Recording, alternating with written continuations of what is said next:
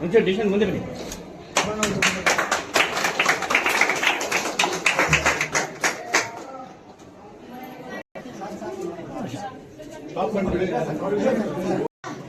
ಬಂದವರು ಮೇಡಮ್ ಕೈ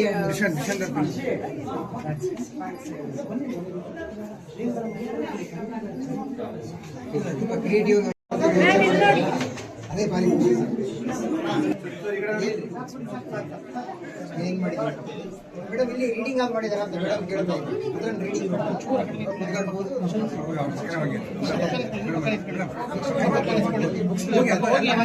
ಜೋರಾದ ಚಪ್ಪಾಳೆಯೊಂದಿಗೆ ಧನ್ಯವಾದಗಳನ್ನು ಅರ್ಪಿಸೋಣ. ದಾನಗಳಲ್ಲಿ ಶ್ರೇಷ್ಠವಾದಂತಹ ಅನೇಕ ಅಂತಕ್ಕಂಥ ಉದ್ದೇಶದಿಂದ ಇವತ್ತು ಅವರ ಸಮಯವನ್ನ ತಗೊಂಡು ಈ ಕಾರ್ಯಕ್ರಮ ಅವತ್ತು 20ನೇ ತಾರೀಕು ಸರಳವಾಗಿ ಕಾರ್ಯಕ್ರಮವನ್ನ ಮಾಡಿದ್ರು. ತಾವು ಬರಲ್ಲ ಅನ್ನೋ ಉದ್ದೇಶದಿಂದ ಇವತ್ತು ಆ ಕಾರ್ಯಕ್ರಮಕ್ಕೆ ಮೆರಗನ್ನ ಕೊಡಬೇಕು ಅಂತಕ್ಕಂಥ ಉದ್ದೇಶದಿಂದ ಇವತ್ತು ಈ ಕಾರ್ಯಕ್ರಮದಲ್ಲಿ ಉಪಸ್ಥಿತಿ ಇದ್ದೀರಾ.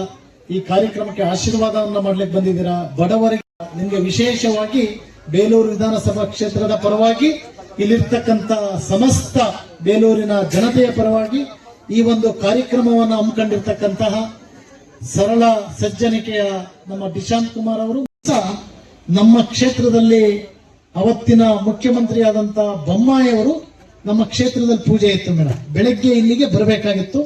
ಅವತ್ತು ನಮ್ಮ ರಣಘಟ್ಟ ಸುಮಾರು 127 ಕೋಟಿ ರೂಪಾಯಿ ಯೋಜನೆ ರಣಘಟ್ಟ ಪೂಜೆಗೆ ಬೊಮ್ಮಾಯಿ ಅವರು ಬರ್ತಾ ಇದ್ದಾರೆ. ಆ ಸುದ್ದಿಯನ್ನ ಕೇಳಿ ಆ ಕಾರ್ಯಕ್ರಮವನ್ನ ನಾವು ಪೋಸ್ಟ್ ಪೋನ್ ಮಾಡಿದ್ವಿ. ಇಡೀ ನಮ್ಮ ಬೇಲೂರು ಕ್ಷೇತ್ರದ ಜನತೆಗೆ ಗೊತ್ತಿದೆ ಆ ಕಾರ್ಯಕ್ರಮ ಏನಕ್ಕೋಸ್ಕರ ಕ್ಯಾನ್ಸಲ್ ಆಯಿತು ಅಂದ್ರೆ ಡಾಕ್ಟರ್ ಪುನೀತ್ ರಾಜ್ಕುಮಾರ್ ಅವರು ನಮ್ಮನ್ನೆಲ್ಲ ಹಗಲಿದ ಕಾರಣದಿಂದ ಅದಾಯ್ತು ಅಂತಕ್ಕಂಥದ್ದು ನಾವು ಪ್ರತಿ ಕ್ಷಣ ಪುನೀತ್ ರಾಜ್ಕುಮಾರ್ ಅಭಿಮಾನಿಗಳು ಇಲ್ಲಿ ಹೇಳ್ತಾ ಇರ್ತಾರೆ. ಬಹುಶಃ ನನಗನ್ಸುತ್ತೆ ಪುನೀತ್ ರಾಜ್ಕುಮಾರ್ ಅವರ ಅಭಿಮಾನಿಗಳು ರಾಜ್ಯದಲ್ಲಿ ಎಷ್ಟು ಜನ ಇದ್ದಾರೋ ನಮ್ಮ ವಿಧಾನಸಭಾ ಕ್ಷೇತ್ರದಲ್ಲೂ ಅಷ್ಟೇ ಜನ ಅಭಿಮಾನಿಗಳಿದ್ದಾರೆ.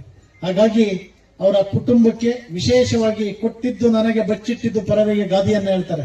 ನಮ್ಮ ಮಹೇಶಣ್ಣ ಮಾತಾಡ್ಬೇಕಾದ್ರೆ ಮಾಡಿ ಪುನೀತ್ ರಾಜ್ಕುಮಾರ್ ಸ್ಟ್ಯಾಚ್ಯೂವನ್ನ MG ರೋಡ್ ಪಕ್ಕದಲ್ಲಿ ಮಾಡದಂತ ಸಂದರ್ಭದಲ್ಲಿ ನಮ್ಮ ಬೊಮ್ಮಾಯಿ ಅವರು ಬಂದಿದ್ರು. ಬಹುಶಃ ಪುನೀತ್ ರಾಜ್ಕುಮಾರ್ ಅವರ ಡಾಕ್ಟರ್ ರಾಜ್ಕುಮಾರ್ ಅವರ ಕುಟುಂಬಕ್ಕೆ ನಮ್ಮ ಅಶ್ವಿನಿ ಅಕ್ಕನವರ ಕುಟುಂಬಕ್ಕೆ ತುಂಬಾ ಹತ್ತಿರವಾದಂತ ನಮ್ಮ ಬೊಮ್ಮಾಯಿ ಸಾಹೇಬರು ತುಂಬಾ ಅವತ್ತು ಹಳನನ್ನ ಏಟೆಯಲ್ಲಿ ಇವತ್ತು ಈ ರೆಸಾರ್ಟ್ ಅಂತಕ್ಕಂಥದ್ದು ಒಂದು ಬರೀ ರೆಸಾರ್ಟ್ ಪದ ಅಷ್ಟೇ. ಆದ್ರೆ ಇಲ್ಲಿ ಇವತ್ತು ಗ್ರಂಥಾಲಯದಿಂದ ಹಿಡಿದು ಆರೋಗ್ಯಕ್ಕೆ ಮದ್ದನ್ನ ಕೊಡ್ತಕ್ಕಂತ ಆರೋಗ್ಯಕ್ಕೆ ಉಪಕರಣವನ್ನ ಹಾಕ್ತಕ್ಕಂತ ಒಂದು ಅತ್ಯುನ್ನತವಾದಂತಹ ಒಂದು ಇದು ಅಂತ ಹೇಳ್ಬೋದು.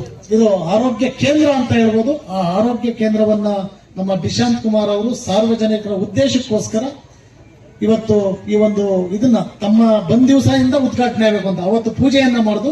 ಇವತ್ತು ಉದ್ಘಾಟನೆಗೆ ಅವಕಾಶ ಇವತ್ತು ಸಿಕ್ಕಿರ್ತಕ್ಕಂಥದ್ದು. ಕುಟುಂಬದ ಸೊಸೆಯಾಗಿದ್ದರು ಅಶ್ವಿನಿ ಮೇಡಮ್ ಅವರು ಎಂದಿಗೂ ಕೂಡ ಅಹಂಕಾರ ಪ್ರದರ್ಶಿಸಿದವರಲ್ಲ. ಅವರ ನಗು ಮತ್ತು ಶಾಂತ ಸ್ವಭಾವ ಪ್ರತಿಯೊಬ್ಬರಿಗೂ ಮಾದರಿಯಾಗಬೇಕು. ಪುನೀತ್ ಅವರ ಕನಸಿನ ಕೂಸಾದ PRK ಪ್ರೊಡಕ್ಷನ್ ಮೂಲಕ ಹೊಸ ಪ್ರತಿಭೆಗಳಿಗೆ ವೇದಿಕೆ ಕಲ್ಪಿಸಿಕೊಡುವ ಜವಾಬ್ದಾರಿಯಿಂದ ಮಾಡುತ್ತಿದ್ದಾರೆ. ಗುಣಮಟ್ಟದ ಸಿನಿಮಾವನ್ನ ನೀಡುವಲ್ಲಿ ಅವರು ತೋರುತ್ತಿರುವ ಆಸಕ್ತಿ ಶ್ಲಾಘನೀಯ.